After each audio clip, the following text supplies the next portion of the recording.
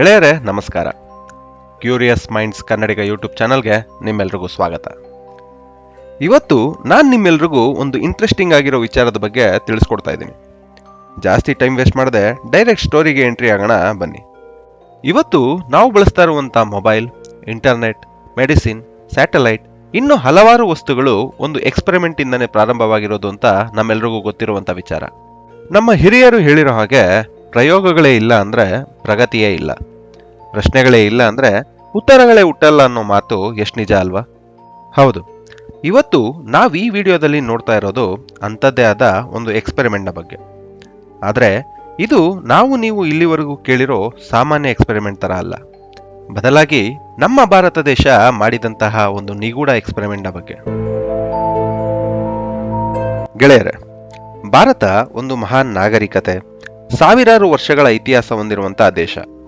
ಆದರೆ 135 ಕೋಟಿ ಜನಸಂಖ್ಯೆ ಹೊಂದಿರೋ ಭಾರತದಂತ ಮಹಾನ್ ದೇಶದಲ್ಲಿ ಯಾರಿಗೂ ಗೊತ್ತಾಗಬಾರ್ದು ಅಂತ ಎಷ್ಟೋ ಸತ್ಯಗಳನ್ನ ಮುಚ್ಚಿಟ್ಟಿದ್ದಾರೆ ಅಂದ್ರೆ ನೀವು ನಂಬ್ತೀರಾ? ಹೌದು, ನಂಬೋದಕ್ಕೆ ಕಷ್ಟ ಆದ್ರೂ ಸಹ ಇದು ಸತ್ಯ. ಇವತ್ತು ಈ ವಿಡಿಯೋದಲ್ಲಿ ಭಾರತದಲ್ಲಿ ನಡೆದ ಅತಿ ವಿಚಿತ್ರ, ಅತ್ಯಂತ ಅಚ್ಚರಿಯ ಹಾಗೆ ಜನಸಾಮಾನ್ಯರಿಗೆ ಹೇಳದೆ ಮಾಡಿರುವಂತಹ ವೈಜ್ಞಾನಿಕ ಪ್ರಯೋಗಗಳ ಬಗ್ಗೆ ಡೀಟೇಲ್ ಆಗಿ ತಿಳಿಸ್ಕೊಡ್ತೀವಿ. ಆದರೆ ಈ ವಿಡಿಯೋವನ್ನ ಸ್ಕಿಪ್ ಮಾಡದೆ ಕಂಪ್ಲೀಟ್ ಆಗಿ ನೋಡಿ. ಗೆಳೆಯರೆ, ಪ್ರಾಜೆಕ್ಟ್ ಹಿಮ್ರಾ ಇದು ಒಂದು ಸೈಕಿಕ್ ಸೋಲ್ಜರ್ ಪ್ರೋಗ್ರಾಮ್. ಭಾರತ ಮಾಡಿದಂಥ ಮೊದಲನೇ ನಿಗೂಢ ಪ್ರಾಜೆಕ್ಟ್. ಪ್ರಾಜೆಕ್ಟ್ ಹಿಮ್ರಾ ಅಂದ್ರೆ ಹಿಮಾಲಯನ್ ರಿಮೋಟ್ ಆಕ್ಟಿವೇಶನ್ ಅಂತ ಅರ್ಥ. ಈ ಒಂದು ಪ್ರಾಜೆಕ್ಟ್ 1960ರಿಂದ 1980ರವರೆಗೆ ನಡೆಯುತ್ತೆ. ಇದು ಭಾರತದ ಡಿಫೆನ್ಸ್ ರಿಸರ್ಚ್ ಹಿಮಾಲಯದ ಯೋಗಿಗಳ ಜೊತೆ ಸೇರಿ ಮಾಡಿದಂಥ ಅತಿ ರಹಸ್ಯವಾದಂಥ ಟ್ರೈನಿಂಗ್ ಪ್ರೋಗ್ರಾಮ್. ಈ ಒಂದು ಪ್ರೋಗ್ರಾಂನ ಮುಖ್ಯ ಉದ್ದೇಶ ಏನು ಅಂತ ನೋಡೋದಾದ್ರೆ, ಮನುಷ್ಯನ ಮನಸ್ಸಿನ ಶಕ್ತಿಯನ್ನ ಯುದ್ಧದಲ್ಲಿ ಬಳಸೋದು. ಇನ್ನೂ ಸಿಂಪಲ್ ಆಗಿ ಹೇಳೋದಾದ್ರೆ, ಈ ಪ್ರಾಜೆಕ್ಟ್ನ ಪ್ರಕಾರ ಮನುಷ್ಯನ ಮನಸ್ಸಿಗಿಂತ ಅತಿ ದೊಡ್ಡ ಅಸ್ತ್ರ ಯಾವುದು ಇಲ್ಲ ಅನ್ನೋದು. ಈ ಪ್ರಾಜೆಕ್ಟ್ ಹೇಗೆ ವರ್ಕ್ ಆಗುತ್ತೆ ಅಂತ ನೋಡೋದಾದ್ರೆ, ನಮ್ಮ ಹಿಮಾಲಯದ ಯೋಗಿಗಳಿಂದ ಇಂಡಿಯನ್ ಮಿಲಿಟರಿ ಫೋರ್ಸ್ಗೆ ಕಾನ್ಸಂಟ್ರೇಷನ್ ಮತ್ತೆ ಮೆಡಿಟೇಷನ್ ಪವರ್ನ ಬಗ್ಗೆ ಟ್ರೈನಿಂಗ್ ಕೊಡಿಸಿ ಅವರಿಗೆ ಅಸಾಧಾರಣ ಶಕ್ತಿಗಳನ್ನ ಬರೋ ಹಾಗೆ ಮಾಡಿ ಅದನ್ನ ಯುದ್ಧದಲ್ಲಿ ಬಳಸುವಂತಹ ಪ್ರೋಗ್ರಾಮ್ ಇದಾಗಿರುತ್ತೆ. ದೂರದಲ್ಲಿ ನಡೀತಾ ಇರೋ ಘಟನೆಯನ್ನ ಮನಸ್ಸಿನಲ್ಲೇ ನೋಡೋದು, ಶತ್ರುಗಳ ಪ್ಲಾನ್ಗಳನ್ನ ಊಹಿಸೋದು, ಟೆಲಿಪತಿ ಮೂಲಕ ಮಾತನಾಡದೇನೆ ತಮ್ಮ ತಂಡಗಳಿಗೆ ಸಂದೇಶವನ್ನು ಕಳಿಸೋದು ಈ ಒಂದು ಪ್ರಾಜೆಕ್ಟ್ನ ಮುಖ್ಯ ಗುರಿಯಾಗಿರುತ್ತೆ. ಹಾಗಾದ್ರೆ ಈ ತರದ ಪ್ರಯೋಗ ಭಾರತದಲ್ಲೇ ಮೊದಲು ಮಾಡಿದ್ದ ಅಂತ ಕೇಳೋದಾದ್ರೆ ಅದಕ್ಕೆ ಉತ್ತರ ಇಲ್ಲ. ಈ ಒಂದು ಪ್ರಯೋಗವನ್ನ ಭಾರತಕ್ಕೆ ಮೊದಲು ಅಮೆರಿಕ, ರಷ್ಯಾ ಮತ್ತೆ ಚೈನಾ ದೇಶಗಳಲ್ಲಿ ಮಾಡಿದ್ದಾರೆ. ಆದ್ರೆ ಆ ದೇಶಗಳು ಸಹ ಭಾರತದಂತೆಯೇ ತಮ್ಮ ಜನರುಗಳಿಂದ ಈ ವಿಚಾರವನ್ನ ಮುಚ್ಚಿಟ್ಟು ಪ್ರಯೋಗಗಳನ್ನ ಮಾಡಿರ್ತಾರೆ. ಅಮೆರಿಕದ MK ಅಲ್ಟ್ರಾ ಅನ್ನೋ ಪ್ರಯೋಗದಿಂದ ಹಲವಾರು ದುರಂತಗಳು ನಡೆದಿರ್ತವೆ. ಆ ಒಂದು ಪ್ರಯೋಗದಲ್ಲಿ ತೊಡಗಿದ್ದ ಫ್ರಾಂಕ್ ಆಲ್ಸನ್ ಅನ್ನೋ ಡಾಕ್ಟರ್ನ ಮರ್ಡರ್ ಮಾಡಲಾಗಿರುತ್ತೆ. ಕೊನೆಗೆ US ಸೆನೆಟ್ ಚರ್ಚ್ ಕಮಿಟಿ ತನಿಖೆಯ ಆಧಾರದ ಮೇಲೆ CIA ಅಫಿಷಿಯಲ್ಗಳು MK ultra happen, we control the minds ಅಂತ ಒಪ್ಪಿಕೊಳ್ತಾರೆ. ವಿಶೇಷ ಏನು ಅಂದ್ರೆ ಇದೇ ರೀತಿಯ ದುರಂತಗಳು ಚೈನಾ ಮತ್ತು ರಷ್ಯಾದಲ್ಲೂ ಸಹ ನಡೆದಿರುತ್ತೆ.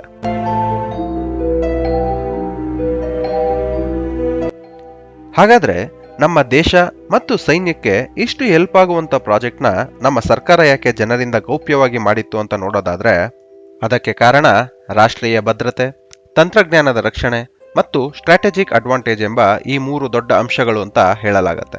ರಾಷ್ಟ್ರೀಯ ಭದ್ರತೆ ಅಂತ ಬಂದಾಗ ಇಂತಹ ಪ್ರಾಜೆಕ್ಟ್ಗಳ ವಿವರಗಳು ಏನಾದರೂ ಹೊರಗಡೆ ಬಂದ್ರೆ ನಮ್ಮ ಶತ್ರು ರಾಷ್ಟ್ರಗಳು ಅದಕ್ಕೆ ಕೌಂಟರ್ ಮೆಷರ್ಸ್ನ ಹುಡುಕ್ತವೆ.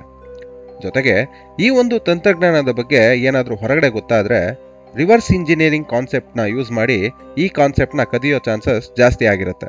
ಇದೆಲ್ಲದರ ಜೊತೆಗೆ ಬೇರೆ ದೇಶಗಳು ಇದೇ ರೀತಿಯ ಪ್ರಯೋಗಗಳನ್ನು ಮಾಡಿ ಅದರಿಂದ ಆದಂಥ ದುರಂತಗಳನ್ನ ಗಮನದಲ್ಲಿ ಇಟ್ಕೊಂಡು ಭಾರತ ಸರ್ಕಾರ ಜನರಿಗೆ ತಿಳಿಸದಂತೆ ಮಾಡುವಂಥ ನಿರ್ಧಾರವನ್ನ ಕೈಗೊಳ್ಳುತ್ತೆ ಅಂತ ಹೇಳಲಾಗುತ್ತೆ.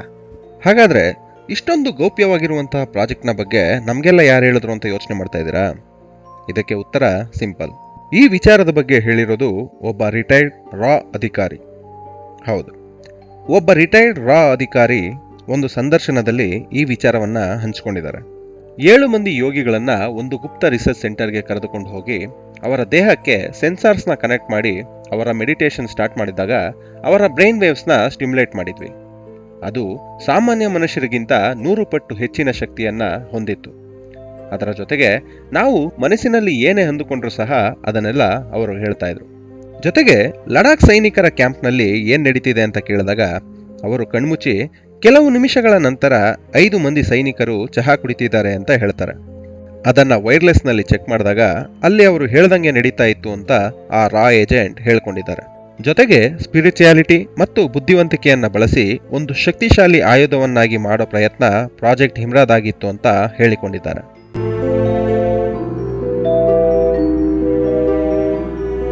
ಹಾಗಾದ್ರೆ ಭಾರತದ ಇಮ್ರಾ ಪ್ರಾಜೆಕ್ಟ್ನ ಸ್ಟೇಟಸ್ ಬಗ್ಗೆ ಕೇಳೋದಾದ್ರೆ ಅದರ ಬಗ್ಗೆ ಎಕ್ಸಾಕ್ಟ್ ಆಗಿ ಯಾರಿಗೂ ಗೊತ್ತಿಲ್ಲ. ಕೆಲವರು ಈ ಪ್ರಾಜೆಕ್ಟ್ ಸಕ್ಸಸ್ ಆಯ್ತು ಅಂತ ಹೇಳಿದ್ರೆ, ಇನ್ನ ಕೆಲವರು ಈ ಪ್ರಾಜೆಕ್ಟ್ ಸೈಡ್ ಎಫೆಕ್ಟ್ ನಿಂದ ನಿಂತೋಯ್ತು ಅಂತ ಹೇಳ್ತಾರೆ. ಇನ್ನ ಕೆಲವರು ಇವತ್ತು ಸಹ ಭಾರತೀಯ ಸೇನೆಯೊಳಗೆ ಸ್ಪೆಷಲ್ ಮೈಂಡ್ ಯೂನಿಟ್ ಇದೆ ಅಂತ ಹೇಳ್ತಾರೆ. ಇದನ್ನೆಲ್ಲ ನೋಡಿದ್ರೆ ನಿಮ್ಗೆ ಏನನ್ಸುತ್ತೆ? ಮಾನಸಿಕ ಶಕ್ತಿನ ಸೈನ್ಸ್ ಆಗಿ ಬಳಸೋಕೆ ಸಾಧ್ಯನಾ? ನಿಮ್ಮ ಅನಿಸಿಕೆನ ಕಾಮೆಂಟ್ ಬಾಕ್ಸ್ ನಲ್ಲಿ ತಿಳಿಸಿ.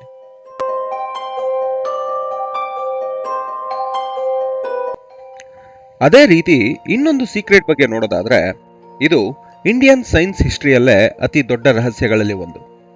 ನಮ್ಗೆಲ್ಲ ಗೊತ್ತಿರೋ ಹಾಗೆ ಭಾರತದ ಮೊದಲ ಅಣು ಪರೀಕ್ಷೆ 1974ರಲ್ಲಿ ಮಾಡಿದ್ರು ಅಂತ ಅಂದ್ಕೊಂಡಿದೀವಿ. ನಮ್ಗೆಲ್ಲ ಗೊತ್ತಿರೋ ಹಾಗೆ ಭಾರತದ ಮೊದಲ ಅಣು ಪರೀಕ್ಷೆ 1974ರಲ್ಲಿ ಮಾಡಿದ್ದು ಅಂತ ಅನ್ಕೊಂಡಿದೀವಿ. ಆದ್ರೆ 1974ಕ್ಕೆ ಮೊದಲೇ ಭಾರತ ಅಣು ಮೇಲೆ ಪರೀಕ್ಷೆ ಮಾಡಿತ್ತು ಅಂದ್ರೆ ನೀವು ನಂಬ್ತೀರಾ? ಹೌದು, ಭಾರತ 1960ರಲ್ಲೇ ಗುಪ್ತವಾಗಿ ನ್ಯೂಕ್ಲಿಯರ್ ಎಕ್ಸ್ಪೆರಿಮೆಂಟ್ಸ್ ಮಾಡಿತ್ತು. ಈ ಒಂದು ವಿಷಯದ ಬಗ್ಗೆ ನಾವು ಡೀಟೇಲ್ ಆಗಿ ತಿಳ್ಕೊಬೇಕು ಅಂದ್ರೆ ನಾವು ಭಾರತದ ನ್ಯೂಕ್ಲಿಯರ್ ಪವರ್ನ ತಂದೆಯಾದ ಓಮಿ ಜಹಾಂಗೀರ್ ಬಾಬಾ ಬಗ್ಗೆ ತಿಳ್ಕೊಬೇಕು. ಓಮಿ ಜಹಾಂಗೀರ್ ಬಾಬಾ ಬಾರ್ಕ್ ಸಂಸ್ಥೆಯ ಸಂಸ್ಥಾಪಕ. ಬಾರ್ಕ್ ಅಂದ್ರೆ ಬಾಬಾ ಆಟೋಮಿಕ್ ರಿಸರ್ಚ್ ಸೆಂಟರ್. ನಮ್ಮ ಭಾರತ ನ್ಯೂಕ್ಲಿಯರ್ ಪವರ್ ಹೊಂದಿರೋ ರಾಷ್ಟ್ರಗಳಲ್ಲಿ ಒಂದಾಗಬೇಕು ಅನ್ನೋದು ಅವ್ರ ಕನಸಾಗಿರುತ್ತೆ. ಈ ವ್ಯಕ್ತಿ ಭಾರತ ಸರ್ಕಾರಕ್ಕೆ ನನಗೆ ಕೇವಲ 1.5 ವರ್ಷ ಅಂದ್ರೆ 18 ತಿಂಗಳ ಕಾಲ ಟೈಮ್ ಕೊಡಿ, ಭಾರತಕ್ಕೆ ನಾನು ಅಣು ಬಾಂಬ್ ಮಾಡಿಕೊಡ್ತೀನಿ ಅಂತ ಹೇಳಿರ್ತಾರೆ.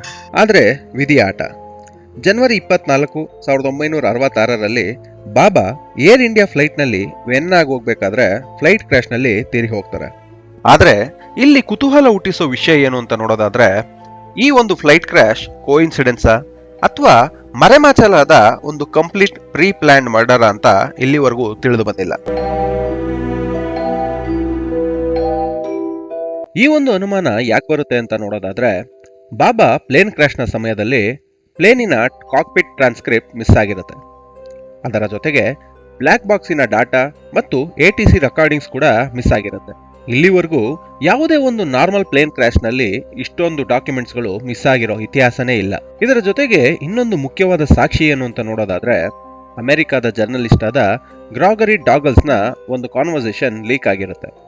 ಅದರಲ್ಲಿ ಅಮೆರಿಕದ CIA ಈ ಒಂದು ಮಾತನ್ನ ಹೇಳಿರ್ತಾರೆ: ಬಾಬಾನ ನಾವು ತಡಿಬೇಕು, ಭಾರತವನ್ನ ನಾವು ನ್ಯೂಕ್ಲಿಯರ್ ಪವರ್ ಹೊಂದಿರೋ ರಾಷ್ಟ್ರವನ್ನಾಗಕ್ಕೆ ಬಿಡಬಾರ್ದು ಅಂತ ಮಾತಾಡಿರ್ತಾರೆ.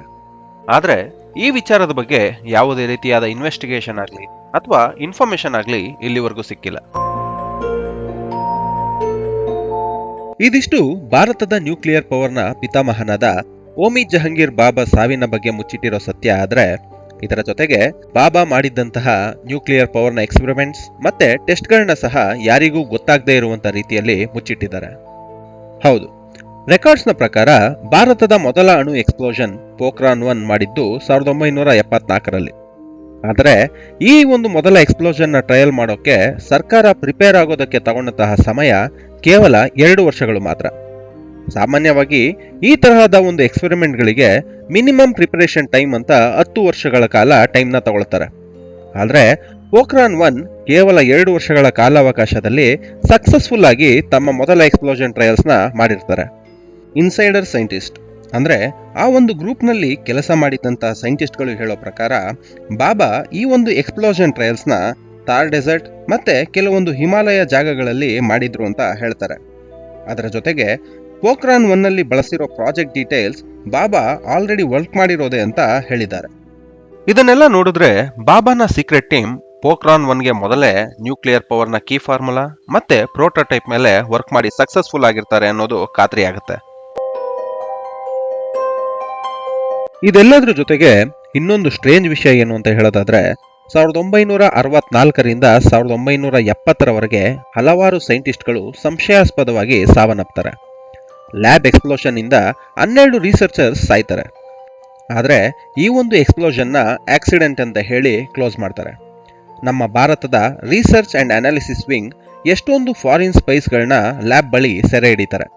ಇಷ್ಟೆಲ್ಲ ಕೇಳಾದ್ಮೇಲೆ ಕೊನೆಯದಾಗಿ ನಮಗೆ ಉಳಿದಿರೋ ಪ್ರಶ್ನೆ, ಭಾರತ ಸರ್ಕಾರ ಬಾಬಾ ಸಾವಿನ ಬಗ್ಗೆ ಯಾಕೆ ಗಮನ ಹರಿಸಿಲ್ಲ? ನ್ಯೂಕ್ಲಿಯರ್ ಎಕ್ಸ್ಪ್ಲೋಷನ್ನ ಮೊದಲ ಟೆಸ್ಟ್ಗಳ ಬಗ್ಗೆ ಯಾಕೆ ಮುಚ್ಚಿಡ್ತು? ಹಾಗಾದ್ರೆ 1974ಕ್ಕೆ ಮೊದಲೇ ನ್ಯೂಕ್ಲಿಯರ್ ಪವರ್ ನಮ್ಮ ಹತ್ರ ಇದೆ ಅಂತ ಸರ್ಕಾರಕ್ಕೆ ಗೊತ್ತಿತ್ತಾ? ಈ ಎಲ್ಲಾ ವಿಚಾರಗಳು ಇನ್ನೂ ನಿಗೂಢವಾಗಿನೇ ಉಳಿದಿದೆ.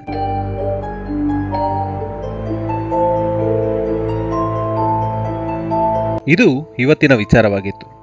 ಮುಂದಿನ ವಿಡಿಯೋದಲ್ಲಿ ಇನ್ನಷ್ಟು ಇಂಟ್ರೆಸ್ಟಿಂಗ್ ವಿಚಾರಗಳೊಂದಿಗೆ ನಿಮ್ಮನ್ನ ಭೇಟಿ ಮಾಡ್ತೀನಿ. ಅಲ್ಲಿವರೆಗೂ ಕಾಯ್ತಾ ಇರಿ. ನಮಸ್ಕಾರ.